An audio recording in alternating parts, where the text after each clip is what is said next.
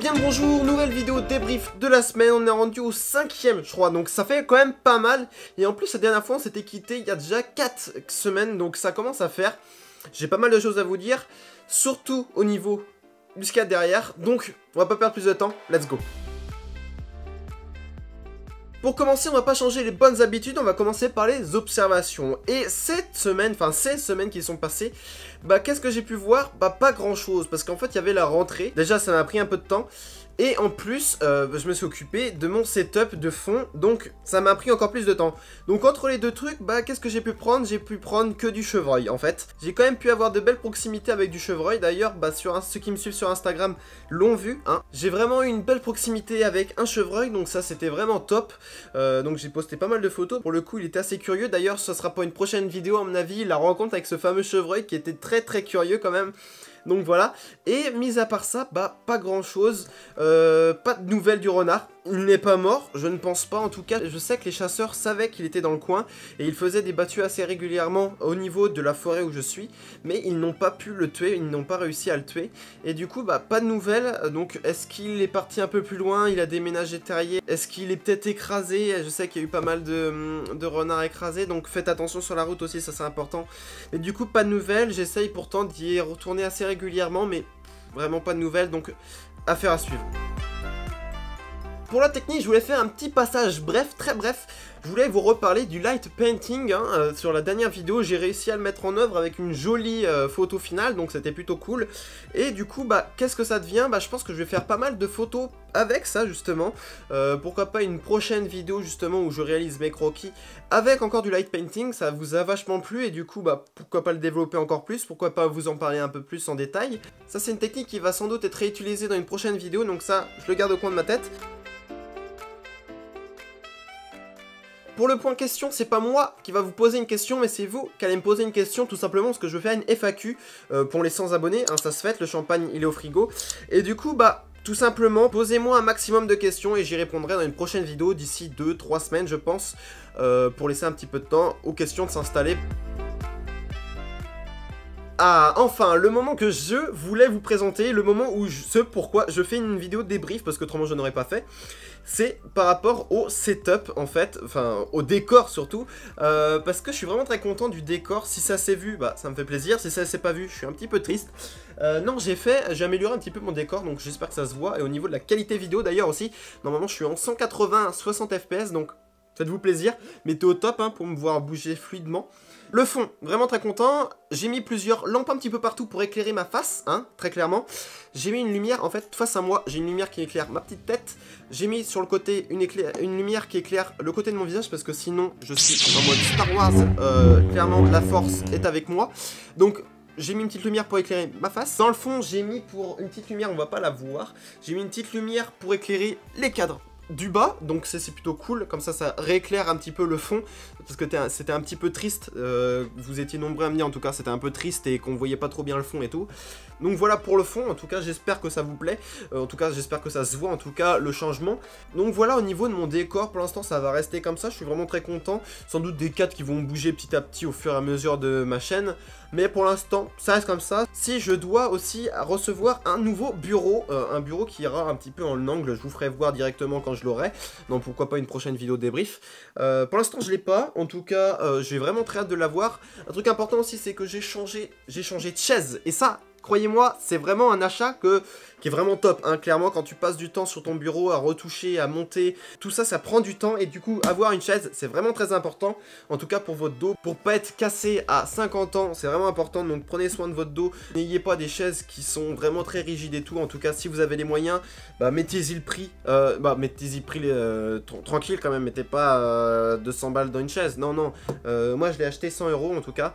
Et du coup, franchement, ça fait vraiment le taf. Autre nouveauté et que je voulais vous parler, j'ai fait développer des photos. Alors j'ai fait développer en tirage photo en papier brillant et en toile, donc j'en ai fait 5, dont une qui est déjà accrochée dans le fond, et j'ai fait développer Tadam! Le fameux Martin, une de mes préférées photos, je pense une des plus belles que j'ai pu faire jusqu'à là, en tout cas depuis que je fais de la photo animalière.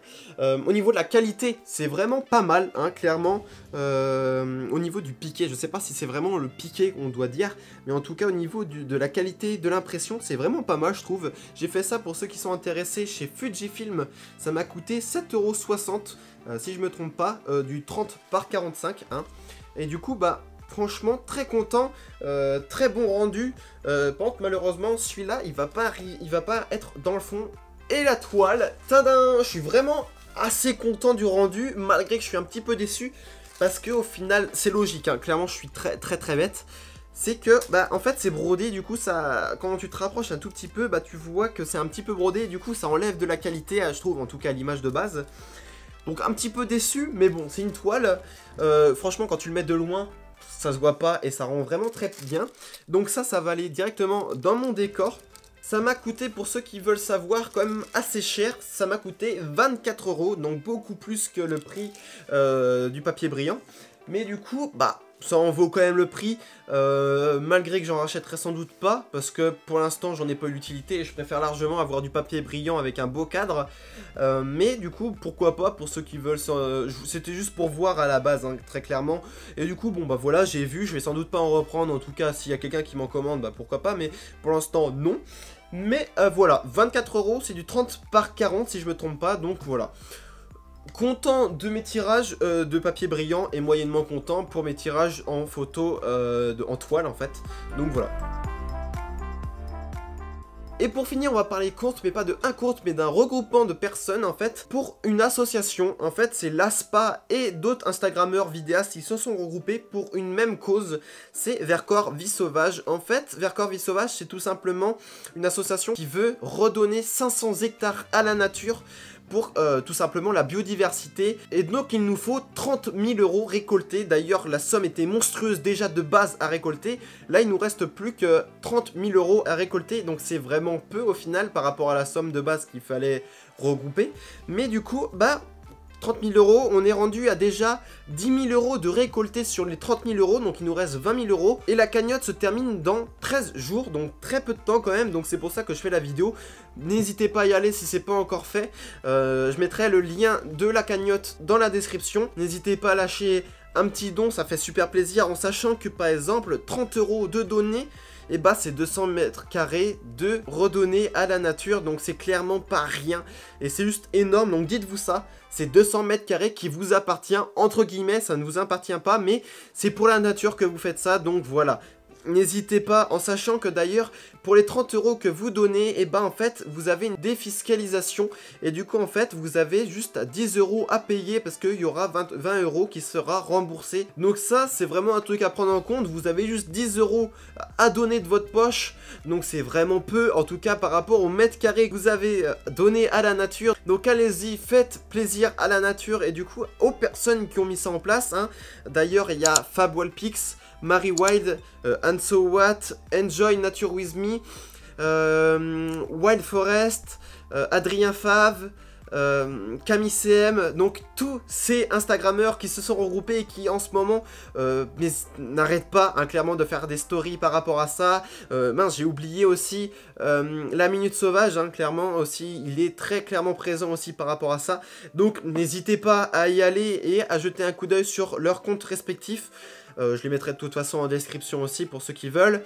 C'est vraiment très important de les suivre parce que bah du coup c'est eux qui relient l'information, donc c'est vraiment très important. Et l'acteur principal, je dirais que c'est l'ASPA. J'avais déjà mis l'ASPA en avant sur une précédente vidéo débrief, et c'est tout simplement en fait une association qui défend la liberté des animaux sauvages, donc ils ont tout intérêt à faire ça. Et donc voilà, donc pour l'instant 30 000 € à récolter, on a déjà récolté 10 000, donc allez-y, ça serait super. Donc voilà la fin de la vidéo, j'espère qu'elle vous aura plu, comme d'habitude moi c'est un plaisir de la faire. On se retrouve pour une prochaine vidéo, en tout cas je pense mercredi prochain si je dis pas de bêtises. Donc je vous souhaite un bon repérage, des bonnes observations et surtout des belles photos. Ciao!